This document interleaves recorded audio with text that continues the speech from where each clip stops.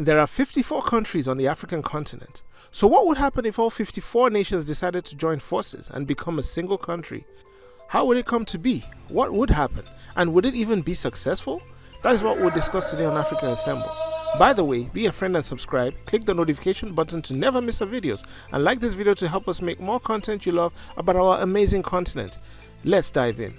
So the unification of African countries would result in a massive country with a few islands combining into 30 million square kilometers of land. It would also have a population of close to 1.4 billion people, which is about 18% of the world's population. With this mighty nation in size though, financially Africa would not rank as high as in other areas. The GDP would be roughly $2.9 trillion, still not being the biggest economy on earth, way behind America and China. What a country it would be. Imagine the tropical rainforest at the heart of the country, the cool weather at the south of Africa, the deserts in the north, the beautiful islands and coasts surrounding the nation.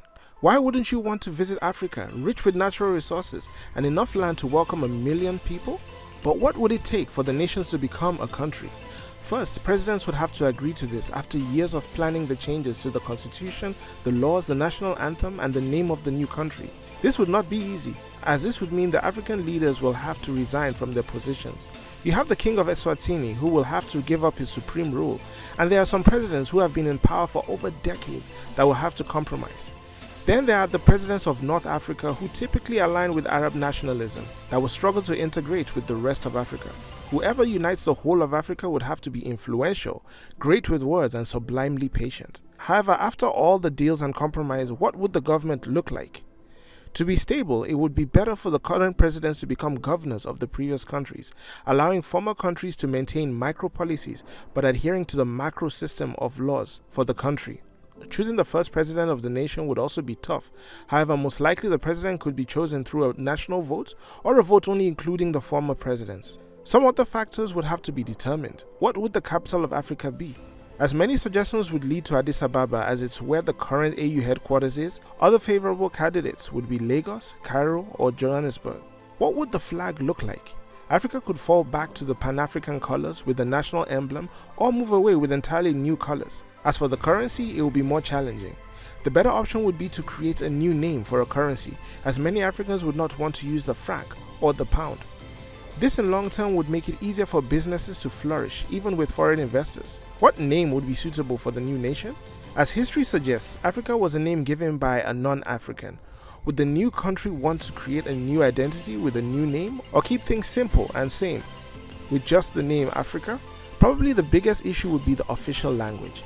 Africa is the most linguistically diverse continent on earth, so deciding on a national language would be a problem. Some official languages are a result of colonization, which disrupted the progression of nations, so having one language as an official language would be problematic.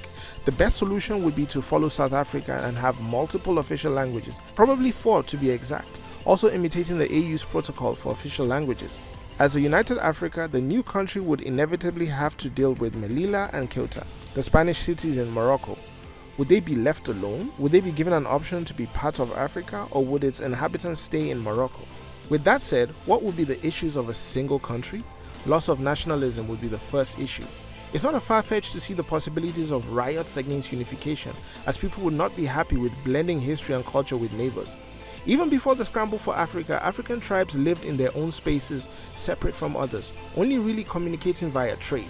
Hence the growth of tribalism once we were confined in borders with other tribes. Africans have always been autonomous. Another problem would be the tackling of poverty. As current countries deal with their issues of poverty, the new government would have to tackle poverty on a bigger scale, which could see certain areas of Africa lose out on being developed. Tackling of poverty would even be more difficult due to the different economic values people and leaders would hold on to. If a president is from previous Nigeria, he will be scrutinized if he lends more attention to certain areas in West Africa as opposed to Central Africa. This could create a class war. Even though a united Africa would flourish, dealing with tribalism would most likely plague the first few decades of a united Africa, which if underestimated could lead to a dictator having a strong hold on the country. Africa would essentially lose 53 seats in the UN, having only one vote on decisions. However, if the country can prove to be a powerhouse nation, its decisions could be put into high regard during elections. Unfortunately, the AU would be abolished when Africa becomes a nation. There would also be no more sporting events on the continent, such as the All-Africa Games or AFCON, and selecting a team for global events like the FIFA World Cup could be challenging. How would you select a 22-man squad with all the talent all over the country? On the flip side, the benefits of a single country would be appealing. Having the largest military on earth, Africa would be able to combat terrorist groups with much ease. Also, a person in South Africa would have an easier time visiting the pyramids in Egypt, as a visa would not be needed to travel within the country. The same could be said for goods that would be transported throughout the new country with no custom delays or tariffs. A united Africa would also reduce brain drain, as migrants would relocate to other parts of Africa to have a better life for themselves and their families, which would be easier than relocating to Europe or North America. The tourism sector would improve, as Africa would be the fourth most visited nation on earth. The wealth from its exports would only be enhanced as it will be shared. Africa will be exporting oil, lumber, fish, gold, diamonds, and a plethora of resources, and if managed wisely, would turn Africa into a global power, especially if Africa turns into a manufacturing nation. The population would be the key to economic growth of Africa, using the country's wealth to empower the youth with industrial jobs while promoting entrepreneurship based off a healthy educational system. Living with the basic necessities of life would fast-track Africa into a nation rivaling the United States and China. So what do you think? Would you like to see the continent unite under a single banner, or do you think it's a headache to even consider the idea? Our video on Africa having 5 countries by region alone sparked a debate, and if you want to see that, click here and leave a comment. Do not forget to subscribe and like the video to help us. Comment below to discuss or request a video. Okay, bye now and Happy New Year.